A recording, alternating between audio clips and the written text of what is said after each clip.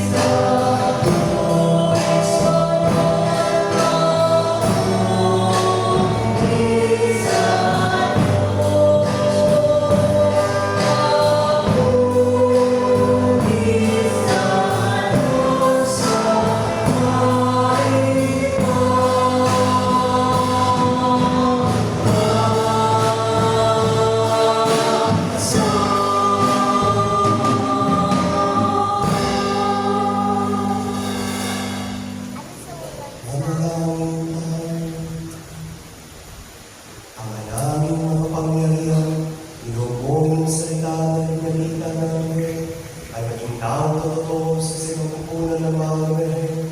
Ipagkaloob mo kami sumasampalatayang siyang ng Diyos, ay matulungan niya lumanlang sa iyo, sa pamagitan ng Yesu Kristo, kasama ng Espiritu Santo, magpasawalang hanggan.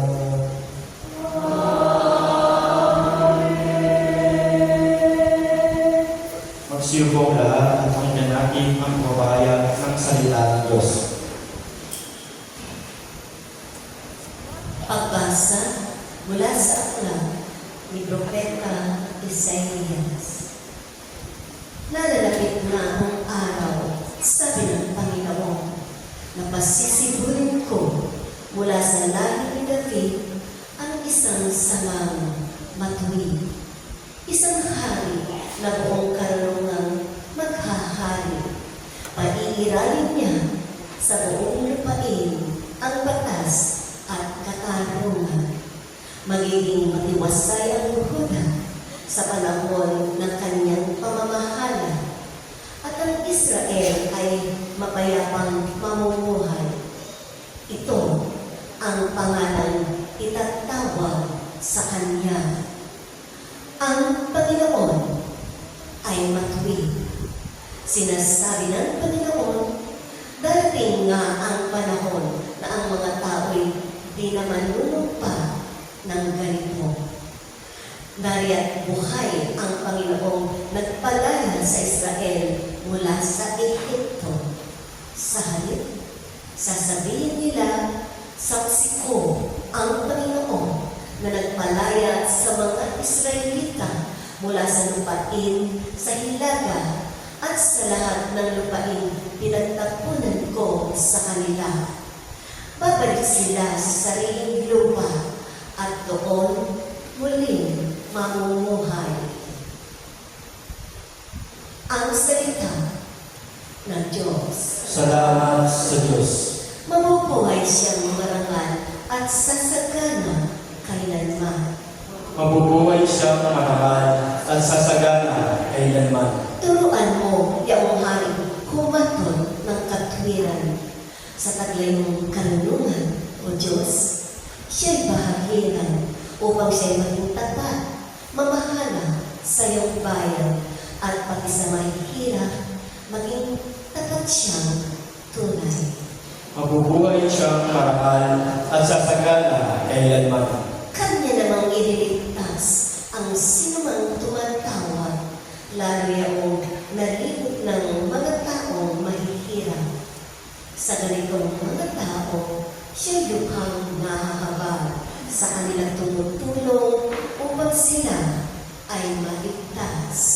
Mabubuhay siyang marangal at sasagana kailanman. Ang buong Diyos ng Israel, purihin ng taong magda. Ang kahangahangang bagay, tanging siya ang may gawa. Ang dakilang ngalan niya ay purihin kailanman, at siya ay dakilain nitong buong sanlibutan. Amen.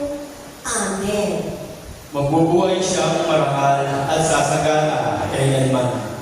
Magsayo po ang lahat pinakabibigay galang sa mabuting balita.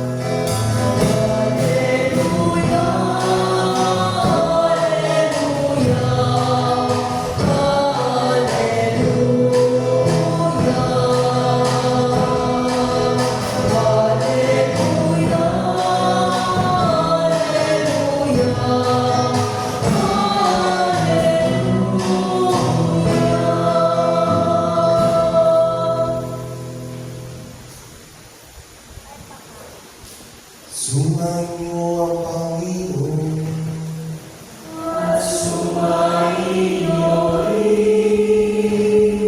Ang mabuting balita ng Panginoon ayon kay San Mateo.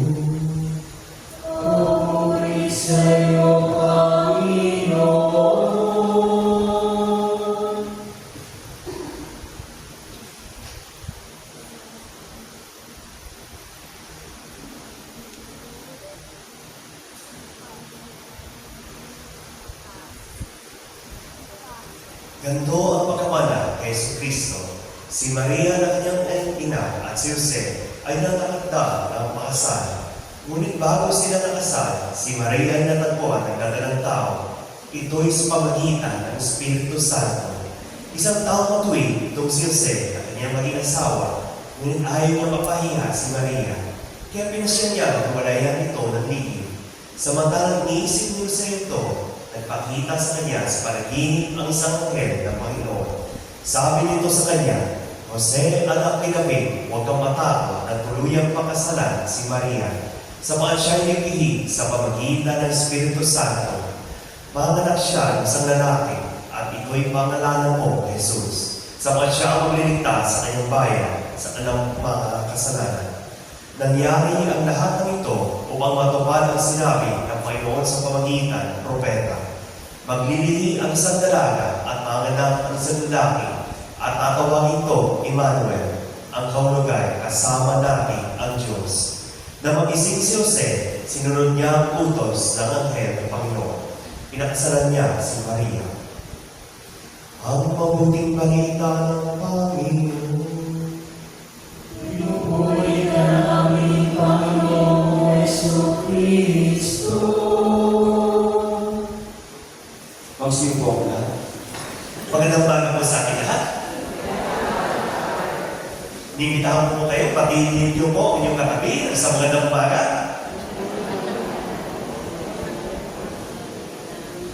Sa ating mabuting balita, ang main character natin ay si San Jose. Saan siya pinausap ng anghel? Kung nakinig tayo, sa isang panaginip. Kaya paalala rin sa atin ng Diyos sa mga oras na ito. Let us not forget to dream. Huwag natin kalimutan, mangarap, sapagkat sabi sa atin ng Diyos, kahit ikaw, mayaman ka o mahirap ka, karapatan mo at sabi natin, kakayahan natin bilang isang tao ang tinatawag natin mga pangarap. Kaya paalala rin, kasi problema kasi natin, pagdating ng pandemya, marami sa atin nakalimutan ng pangarap. Pero sabi sa atin Diyos, sa pamagitan ng grasya at awa ng Diyos, kahit sabihin na lang natin, suntok sa buwan ang inyong mga pangarap, posible maging katotohanan ang inyong mga pangarap. Kagaya ng isang kasamahan ko sa seminaryo, lagi siyang pinagtatawanan sa amin sa seminaryo. Kasi sabi sa kanya, talaga ba magpapahari ka? Pero sabi niya, opo, kasi pangarap ko talaga nung kabataan pa na maging pare. Sabi sa kanya ng mga kasama niya, mukha mo pala, mukha kang snatcher o sakyato. Sino maniniwala sa iyo na maging pare? Kapag nandun ka sa altar, isipin nila, sino pinagnakawan niya, nakasulya. Pero magulat tayo, yung etong tao na ito na pinagtatawanan, hinawakan niya pa rin ang kanyang pangarap. Nagpatuloy pa rin siya at nagsikap. At sa pamagitan ng kanyang pagsikap, nagsikap rin ang grasya at awa ng Diyos sa kanya. Ngayon, isang ganap na siya na pare at minamahal siya ng mga tao. Ganyan rin sa ating buhay, mga kapatid. Minsan sa ating mga pangarap, pinagtatawanan tayo, inisip ng mga tao, imposible ang ating gagawin. Pero sa pamagitan nga ng grasya at awa ng Diyos, nagiging posible ang ating mga pangarap. Kaya ang imbitasyon ko sa inyo, tapikinggan ninyo yung katabi at sabihin mo, mangarap ka, kapatid. Wala yan presyo. Posible yan mangyari. Amen ba yan? Siguro para magpapatuloy sa ating pagnilay, inimbitahan ko lang kayo na manahimik panandali at pakinggan natin ang isang simpleng panalangin para sa ating pagninilay.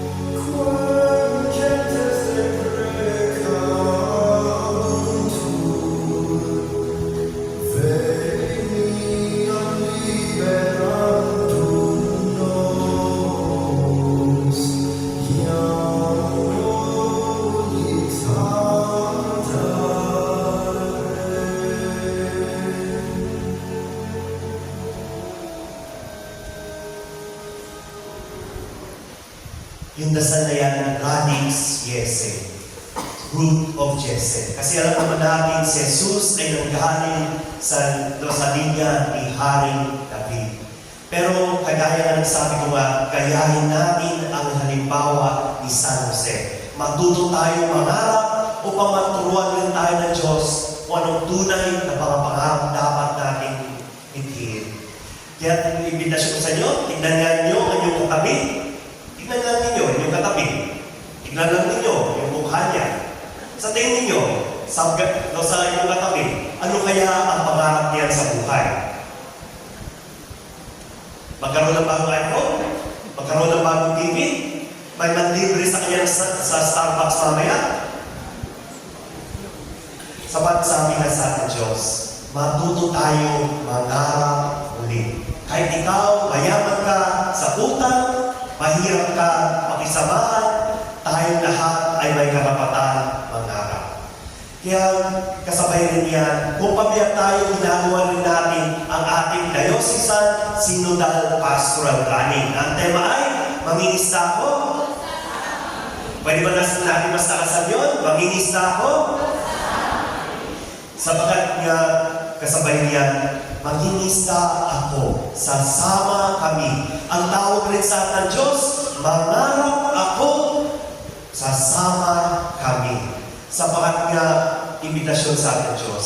Let us dream the dreams of God for us. Ginagawa niya natin ang ating synodal pastoral planning upang makita na natin ano ba ang pangarap ng Diyos para sa ating diocese. Bilang isang bayan ng Diyos, anong dapat natin tignan, na dapat natin pangarapin para sa ating diocese. Sapat sabi nga, ang pangarap, hindi lang ikaw nagmumula ang iyong pangarap. Pero sa pamagitan ng impluensya ng Diyos at ng ating mga kasama din sa komunidad, yan ang pangarap natin. At kasabay rin yun, naging posible, magkatotoo ang iyong pangarap, hindi sa sarili mong kapasidad, pero sa pamagitan ng pagtutulungan natin, pakikilakbay natin sa bawat isa, sa pamagitan ng mga kasama natin sa komunidad, sa parokya na ito, at sa pamagitan ng grasya at awa ng Diyos.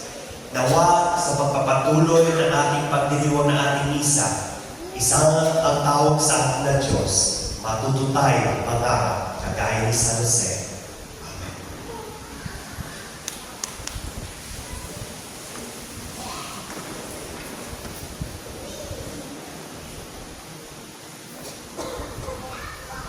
Pinagkatiwalaan ng Diyos si San Jose bilang haligi ng tahanan ng banal na pag-anak.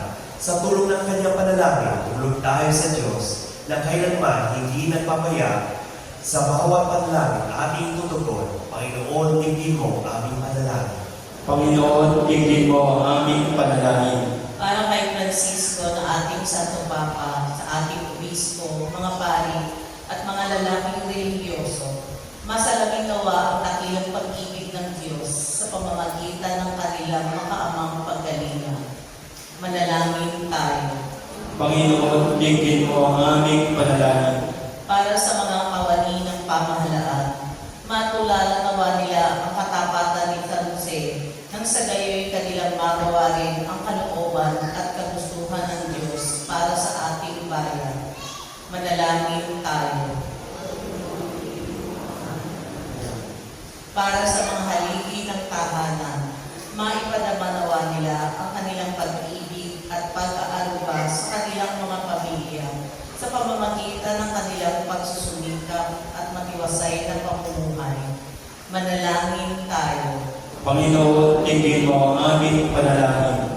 Para sa mga dumaranas ng matinding pagsubok sa kanilang buhay, makatagpo nawa sila ng pag-asa at pananampalataya sa pamamagitan ng panalangin ni San Jose.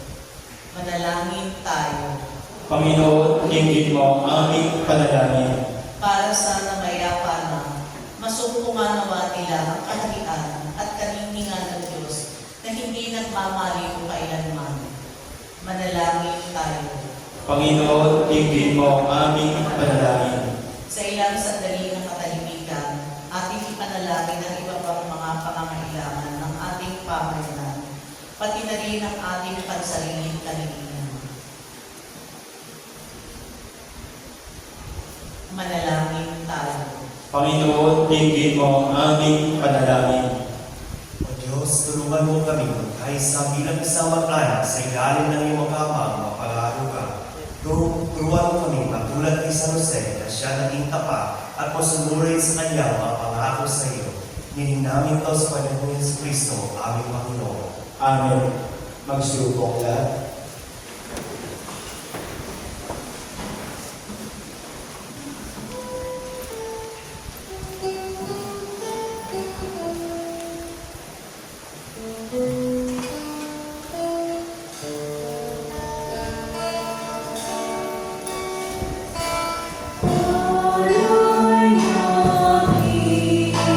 Sa iyo, pagdating,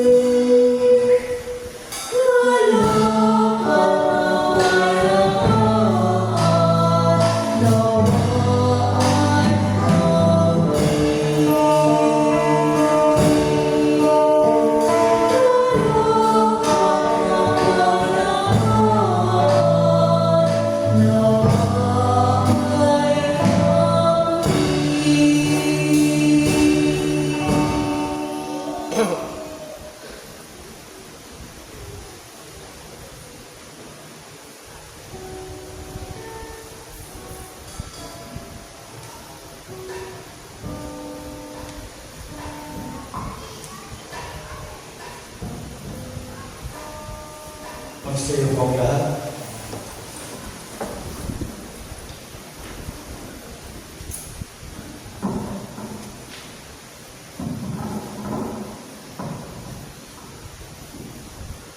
Manalangin kayo mga kapatid upang pagkain natin ay kalulan ng Diyos sa mga kapangyarihan.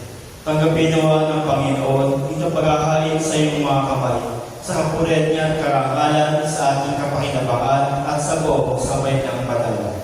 Ang naming lumikha, ang mga alay namin nakahain sa iyong dambana, ay papanalinawa ng paglubog naman ng Espiritu na pumuspos sa sinapupunan ng mahal na Birhen Maria upang magdalantawan at magsilang sa iyong anak na siyang namamagitan magpasawalang hanggan.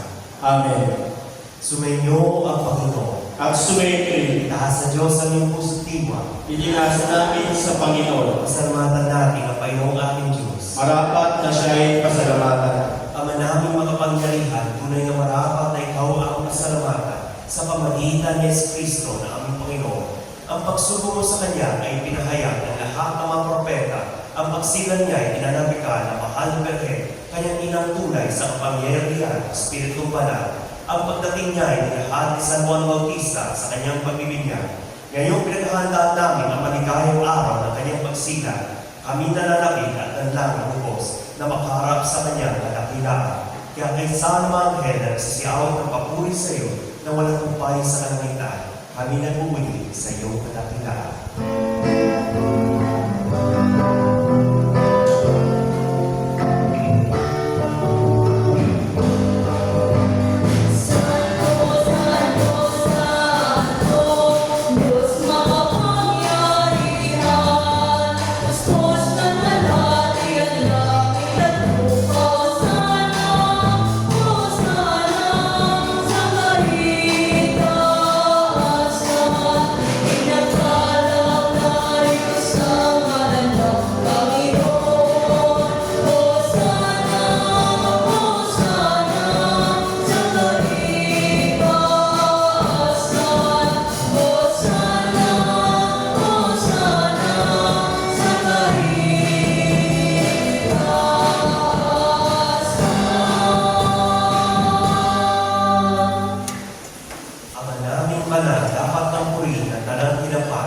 Sa pamagitan ng anak ng aming Panginoong Kristo at sa kapangyarihan ng Banal na Espiritu, ang lahat ay binibigyan mo ng buhay at kabanalan.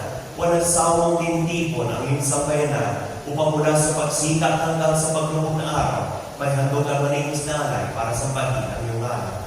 Ama, sinasamo namin pagkabalin mo sa kapangyarihan ng Banal na Espiritu ang mga kulog na ito na aming nilang sa iyo. Ito nawa maging katawan at dugo ng anak at aming Panginoon sa Kristo na nagputos ipatiwang ang misteryo nito. Noong gabi, pinaghalo niya siya, hinawak niya ang tinapay, pinasalamatan kanya, pinaghati-hati niya yun, iniabot sa kanyang malagay at sinabi, tanggapin niyo lahat ito at kanin. Ito ang aking katawan ay naroon para sa inyo.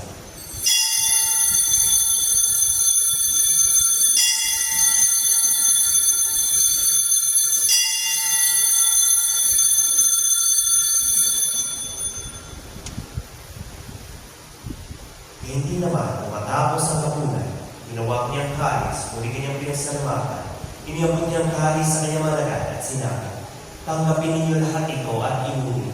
Itong kalis ng aking dugo, ng bago at walang kagtipan, aking dugo na ibubuhos para sa inyo at para sa lahat, para sa pagpapatawad ng mga kasalanan. Ito dito sa pag-alala sa akin.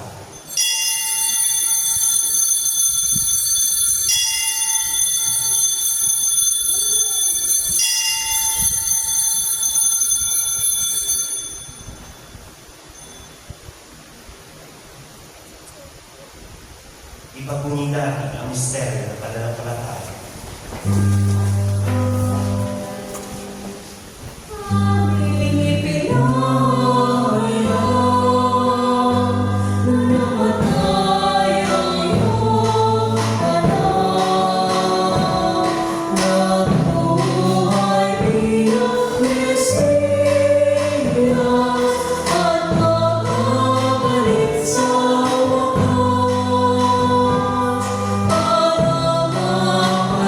So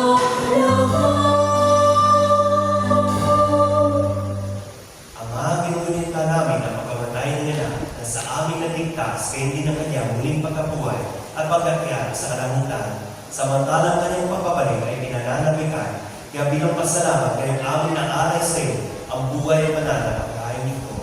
Tungayan mo ang handog na ito ng isimbahan.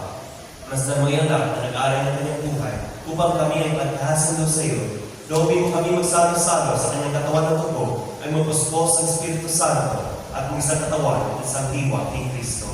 Kami nawa ang gawin niyang handog na habang panahon na katalaga sa iyo.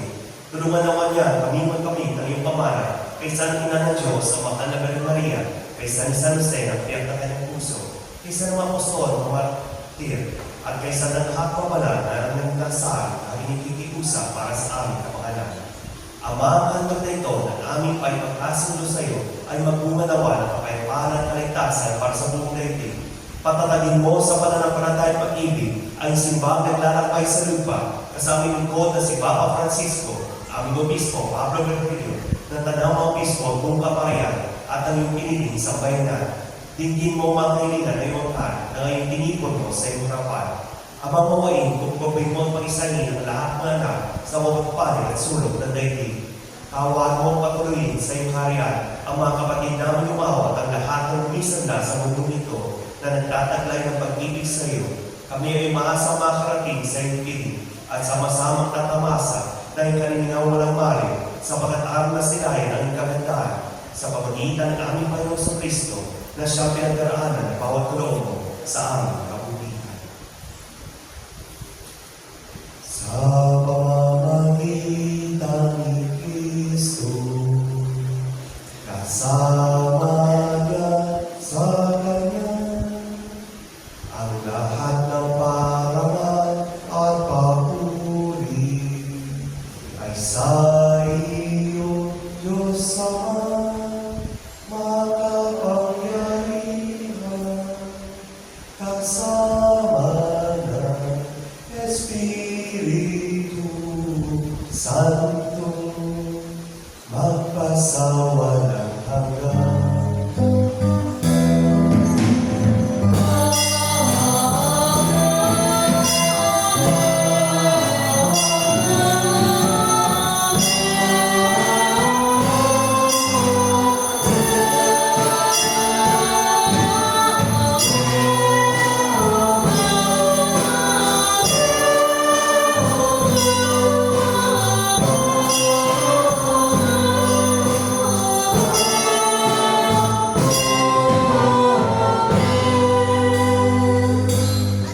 Sa nagpiling na natin ito sa turo na Jesus sa payo natin ng Diyos, ibigay natin ang lakas sa loob.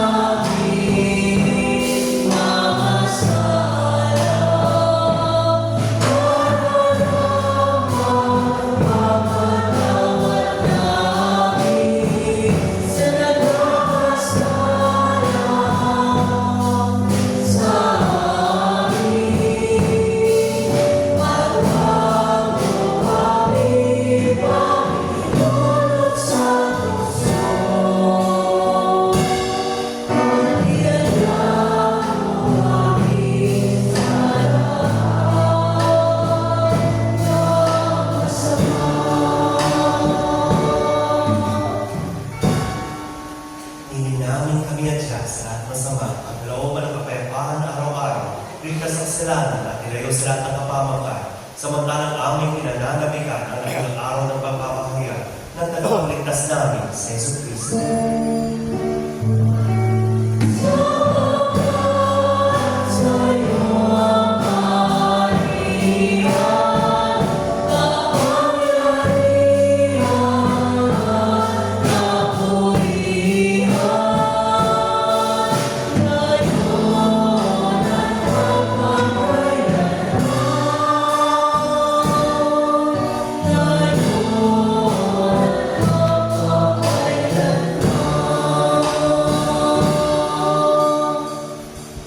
Panginoong Jesucristo, sinamo sa iyong apostol, kapayapaan ang iniwan ko sa inyo, aking kapayapaan ang binibigay ko sa inyo.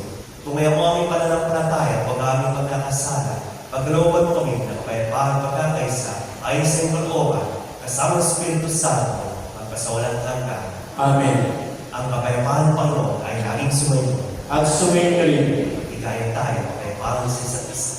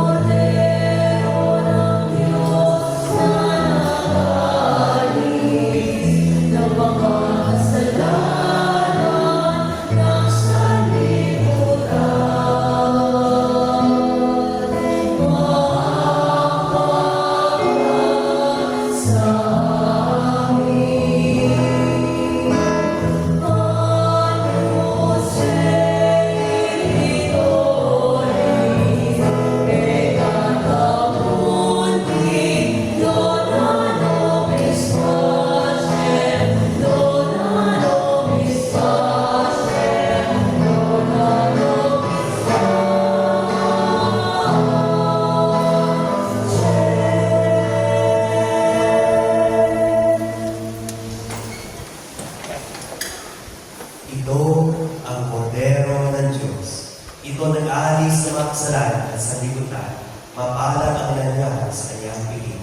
Panginoon, hindi ako karapat-dapat na magpatuloy sa iyo. Ngunit sa isang salita mo lamang, igagaling na ako.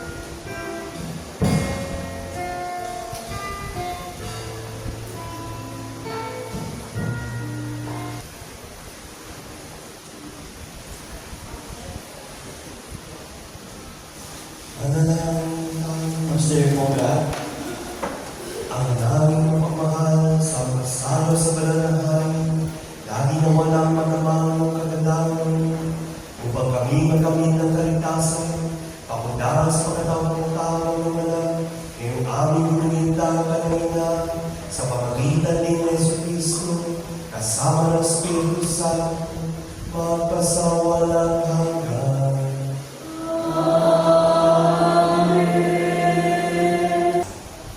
Sumainyo ang Panginoon. at sumainyo rin. Magsiupo kayo at hingin ang pagpapala ng Diyos. Ama naming mapagpala, hingin po at inadali sa iyong anak, itaguyin po ng inyong kanang kabay, ang inyong sambayanan, upang makasapit sa iyong nilaang buhay sa pamagitan ni Yesu Cristo, kasama ng Espiritu Santo, magpasawalang hanggan.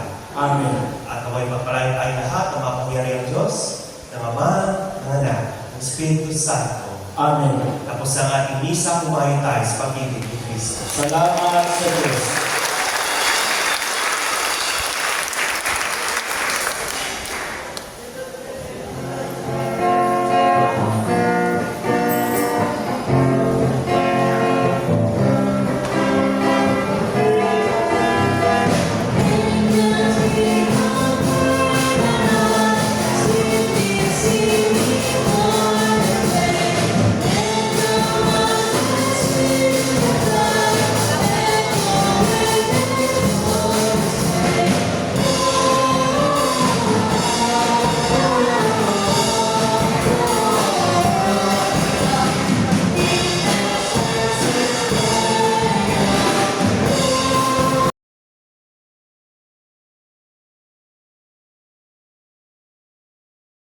Morning, ladies and gentlemen. Please subscribe my YouTube channel, The Lord is with thee. Blessed art thou among women, and blessed is the fruit of thy